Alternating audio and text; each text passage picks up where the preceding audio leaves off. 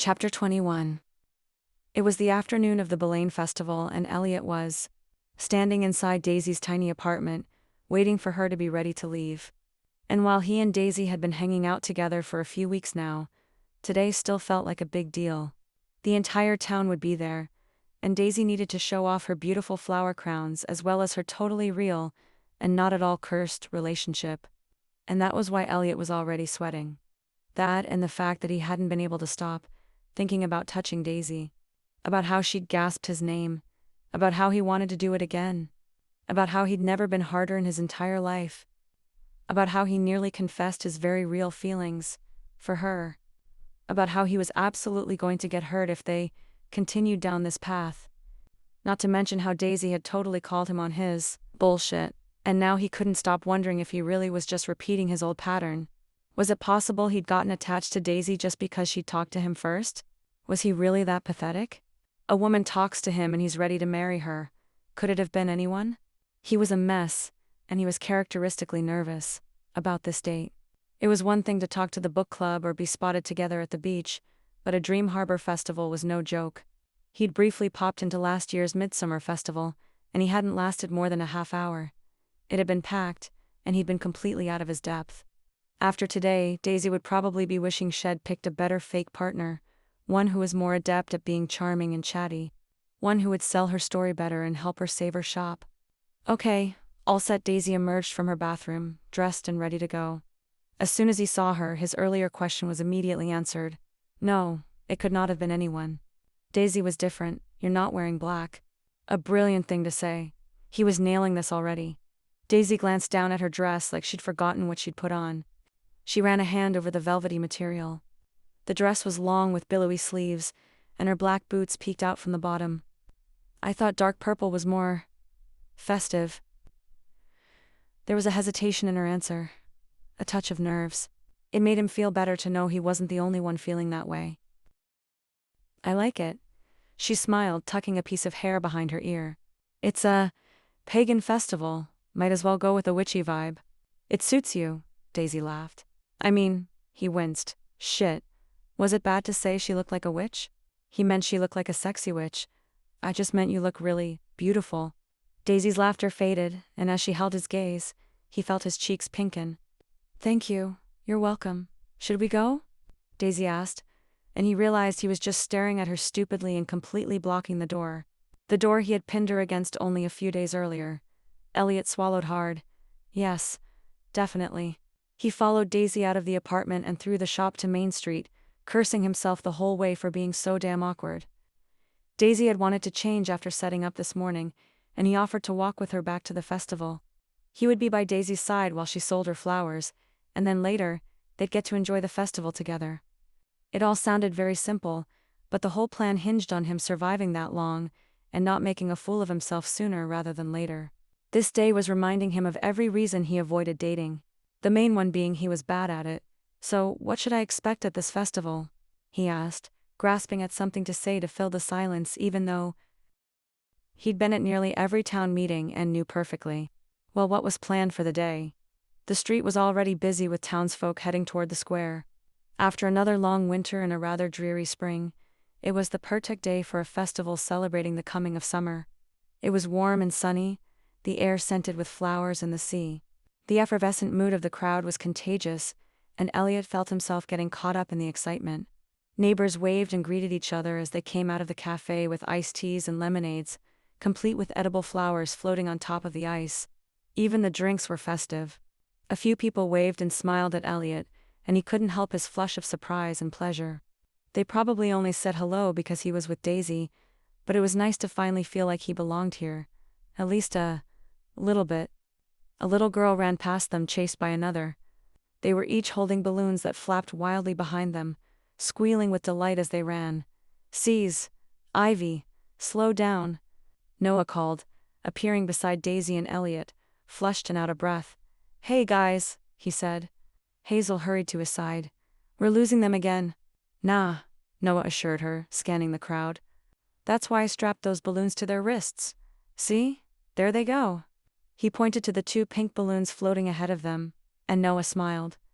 Your nieces are back in town? Daisy asked with a laugh. They are back, and I told my sisters that Hazel and I would take them to the festival while they take the night off. You're a good brother, Elliot said. Noah shrugged, making up for lost time. We should probably catch up to them, Hazel said. See you two later. They disappeared, pulling him along into the rest of the commotion. So, Beltane, Elliot said when the silence had dragged on for too long. Or what felt like too long anyway. Just your typical pagan festival, Daisy said, as though every town hosted an annual Beltane festival. Bonfires and maypoles and all that. A bit syncretic, Elliot said as they made their way down Main toward the town square and the green space beside it where most of today's activities would take place.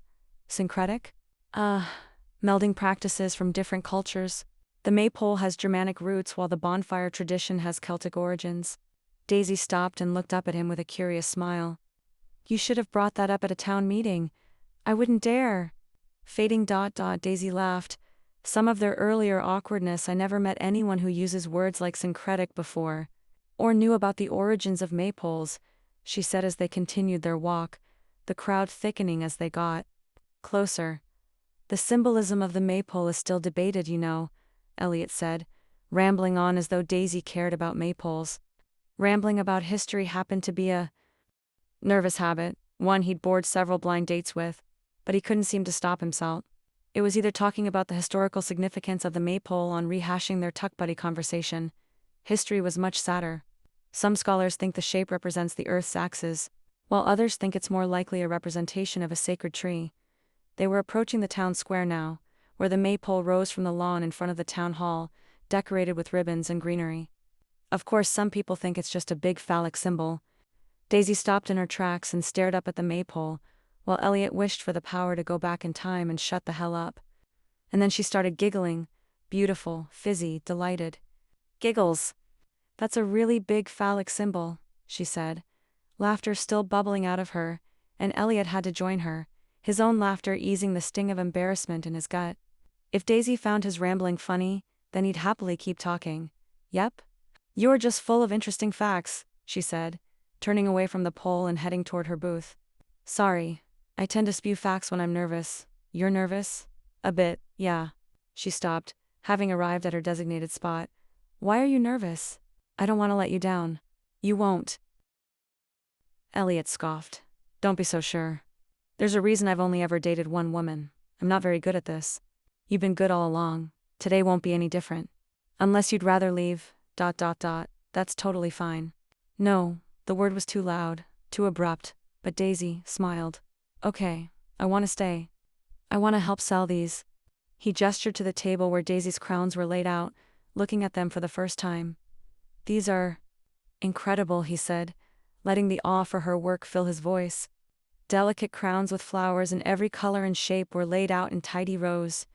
Some had ribbons trailing off the back, others were clearly designed for kids, smaller and covered in glitter. Elliot could imagine them making some little people very happy.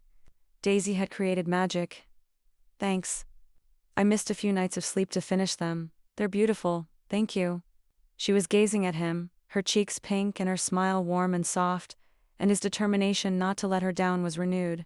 If this town needed to see her in a loving relationship before they could trust her with their weddings again, then that was what they were going to see. He could put all his own confusion and feelings aside, because Daisy was talented. She was so damn good at what she did, and this town should appreciate her for that. They should be lined up around the block for the chance to buy a little piece of the joy that Daisy made with flowers. Fools. He stepped closer, wishing he could touch her. Shed worked a few small braids into her hair, and he couldn't resist running one through his fingers. Daisy's breath hitched. We can do this, he whispered, leaning toward her, and she nodded, her eyes still locked on his. Daisy, a familiar voice broke through the moment. Hey, is that you? Daisy's eyes widened. You've got to be kidding me, she mumbled. David, Elliot asked, not pulling away, not looking away. Maybe if they stayed very still, David would just disappear. Yes. What is he doing here? She asked, and her eyes were so full of pain at this reminder of her past that Elliot couldn't help it when he leaned forward and brushed his lips against hers. It was instinct. To protect her. To make that pain go away. To tell David that Daisy didn't need him anymore. Didn't want him. Was it a bit territorial? Maybe, but he liked Daisy too much to care. She stilled and then softened, pressing her mouth to his in a sweet kiss that stole his breath. And David did disappear. Everything did. It was only them. It was only Daisy's lips, soft and warm, and her hands gripping at the front of his shirt, and her hair slipping through his fingers. Nothing else mattered. Nothing else existed. Until of course it did. She pulled away after only a moment, her gaze flicking to his, a small smile on her lips before she turned to face David and Haley. "Oh, you're back in town," she said, her smile transforming into a fake one. However she had felt about the kiss that was still vibrating through Elliot's body. She reached out now and grabbed his hand like she needed the support. "Yeah, Haley saw the signs for Beltane last time we were here and was just dying to come back," David said, his gaze shifting from Daisy to Elliot.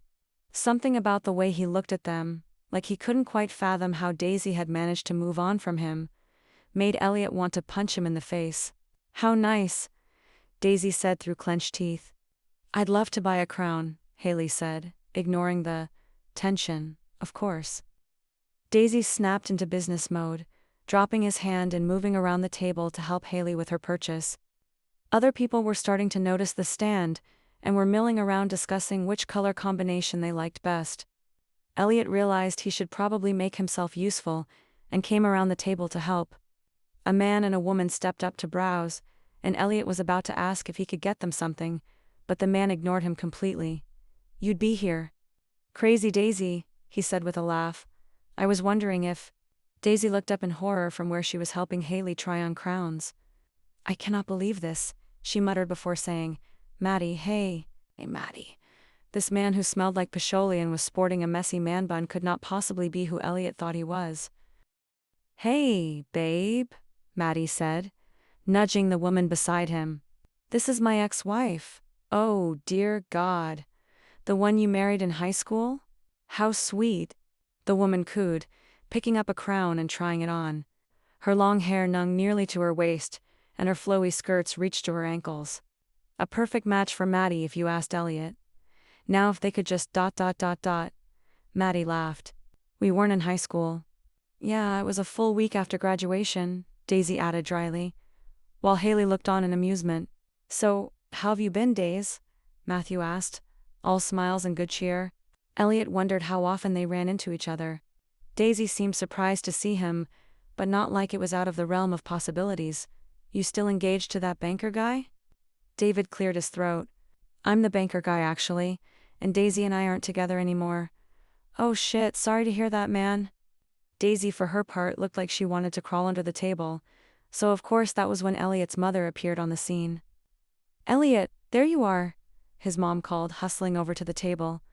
"It's so crowded," she went on, completely disregarding the conversation that was already in progress. "Is this Daisy? It's so nice to finally meet you." She reached out and grabbed Daisy's hand as Daisy stood in shocked silence. "Wait," Matthew said, far too invested in everything going on at the booth. "Couldn't he just get his damn flower crown and leave? Who's this?" "That's Elliot, Daisy's new boyfriend." Haley contributed helpfully as she switched crowns, taking selfies of herself with each one, apparently to help her make a final decision. "And who are you?" Elliot's mom asked. "TM Matthew, Daisy's ex-husband. And this is David, Daisy's ex, sweet lord." What had Elliot done in his life to deserve this? Certainly, Daisy didn't deserve it. Really, his mother's eyes had gone wide. Daisy groaned quietly beside him, and Elliot couldn't stand for that. "Right. Hi Mom, this is Daisy. She's lovely and perfect. These two men are her past and have come to buy flowers, which I think they were just finishing up." He looked pointedly between Matthew and David. He'd had enough of this bizarre episode of This Is Your Life. These two had to go. "Yeah, we were just leaving," Matthew said, giving Elliot a big smile. "I like him," he whispered to Daisy, before taking his crown and his girl and leaving. David didn't bother addressing Elliot, but told Daisy he would see her around, which Elliot found somewhat ominous, before taking Haley and her multiple crowns. She apparently planned on changing vibes throughout the day, and leaving. Thank the pagan gods of exes for that. "Oh, thank you," Daisy whispered hastily before turning back to his mom. "Hi Mrs. Parker, it's so nice to meet you."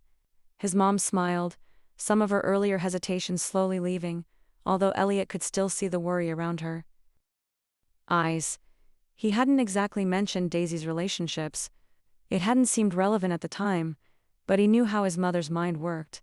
If Daisy had so many failed attempts, what were the odds this one wouldn't end badly too? As though Elliot didn't have an entire failed badly too.